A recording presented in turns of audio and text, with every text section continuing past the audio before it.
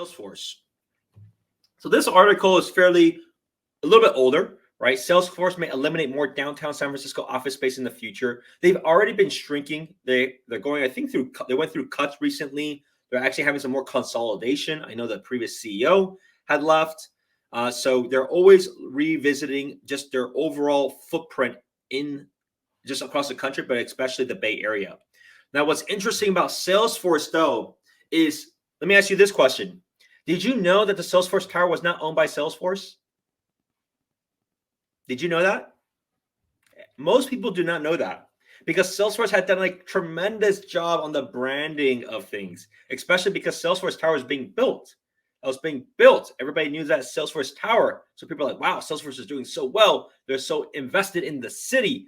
They're so committed to the city. They love the city. They want to change the skylines of the city. No, I hate to break it to you, but that's why Salesforce, and this is an old article, but it shows it. FYI, Salesforce does not own Salesforce Transit Center Park and does not also own the tower itself. Next, Oracle. So Oracle, they continue to cut space, but it depends on just the locations of where it is too. Oracle is still very big in the Bay Area. They are continuing to move resources out to cheaper areas, especially as they are not growing nearly as well as they were in the previous times. But to be fair, they also had a ton of office space that was just empty. The one that's actually for sale right now is the one next to Intel in Santa Clara. If you've ever driven by there in the last 5 years, nothing really changed that. They never even used that space. That was it was a decent size, but it was like so underutilized. It was crazy. It's been over actually 7 years since I was to that site. And at that time, it was already empty.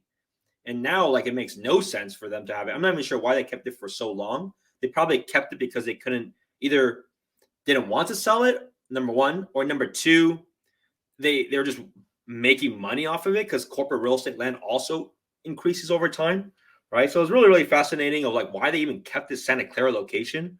Most of their hub was still in Redwood City, Redwood Shores at the time. Also, they had a smaller Pleasanton location, but it makes no sense why they even had this for so long. Maybe it was a lease situation. Who knows?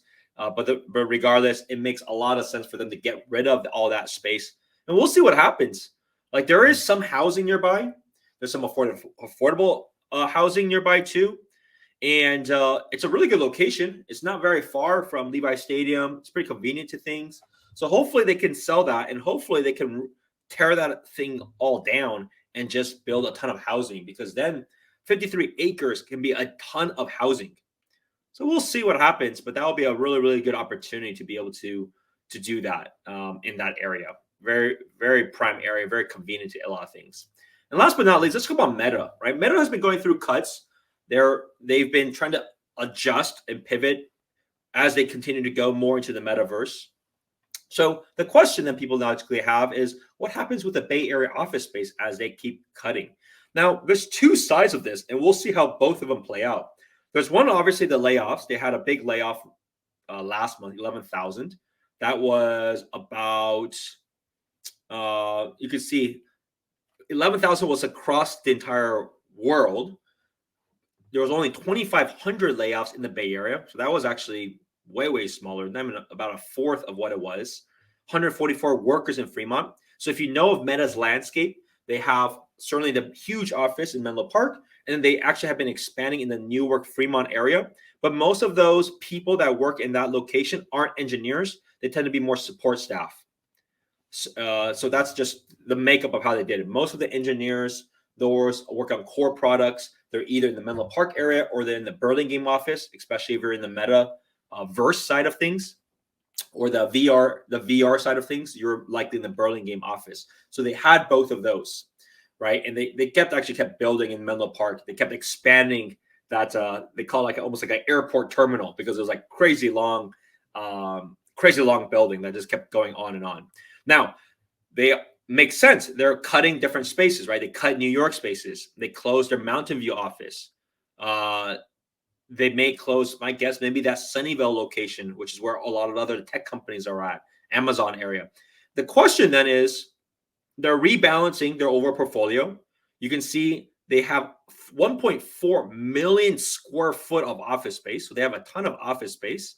And the question, though, is they had the plans. Where is it here? Oh, I think they removed it. But either way, they had the plans to be creating a new Menlo Village area. And so I think it's called Willow Village or something like that. But those are plans over the next few years. So it's going to be really interesting to see. They're cutting the different spaces now. What happened to those goals of building a whole lot more corporate real estate space? Will they scratch that altogether? Because that was a very, very big project they had been working on and discussing for a very long time.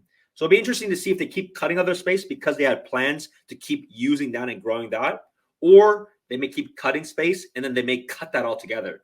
Time will tell to see how things progress from that perspective, but we will see. This is really too early, and that's still a project that's going to be multi-year project. Thank you for watching this short on my YouTube channel. For more shorts, go ahead and click here. For more live streams, you can go ahead and click here. I'll see you in the next one.